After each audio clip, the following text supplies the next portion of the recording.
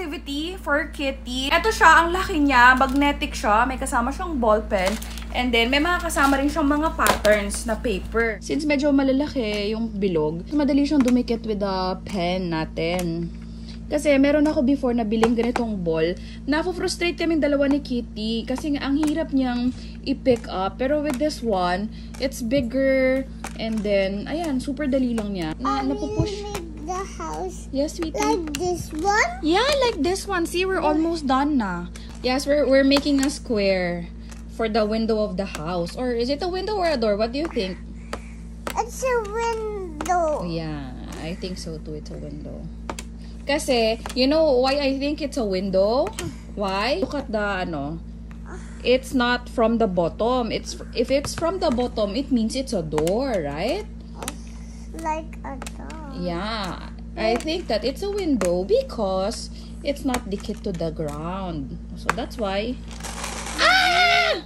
Ayun nga lang, problema talaga, guys. Nalalaglag siya. It should be on a flat surface talaga. It's okay, sweetie. We can do it again. It's just so fast lang naman. Ayan. You put more and more. Yeah. Excuse me, sweetheart. It should be flat kasi it falls down and when it's not flat on the ground. That's why we should be careful on not pushing it downwards, okay? We're almost done. No, that. Done na, be. There, see? Oh, we finished it. 3, 2, 1. So, 20 pages, lahat ng mga pwede nyong pagkopyahan. Lalagay ko na lang sa yellow basket. Abaw! So, ito yung sinasabi ko sa inyo na una ko nabili na medyo nahirapan ako. Ang liliit kasi ng mga bola. So, every time na pinipick up ko siya, nagsastruggle talaga siya na dumikit. Although, it works din naman. Medyo mas struggle lang. At saka, yeah. I like this one naman, yung pagko-color sort, yung idea na ng color sorting. Pero kasi ako nakita na 2-in-1, yung harapan niya is parang drawing board na magnetic.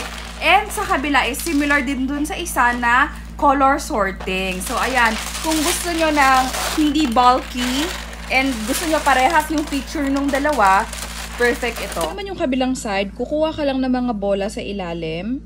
Tapos, ilalagay mo siya sa proper categories or proper color niya. So, this one is a purple. Purple na ba? No, it's a brown pala. Yan. Wait. I-drop muna natin yung white on the way. Yun lang. Sumasama.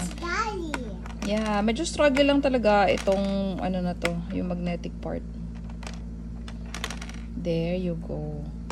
O, diba? Meron siyang parang butas-butas na pwedeng maghiwalay-hiwalay yung mga balls. Pero mas malakas talaga yung kapit ng magnet nito. Tingnan mo. Kasi pag kumpul-kumpul sila, isang buo talaga sila sumasama. Kailangan mo talaga siyang i-spread out dito sa mga bilog-bilog para hindi ka mahirapan to pick it up. Okay? Yan. Gets? Okay.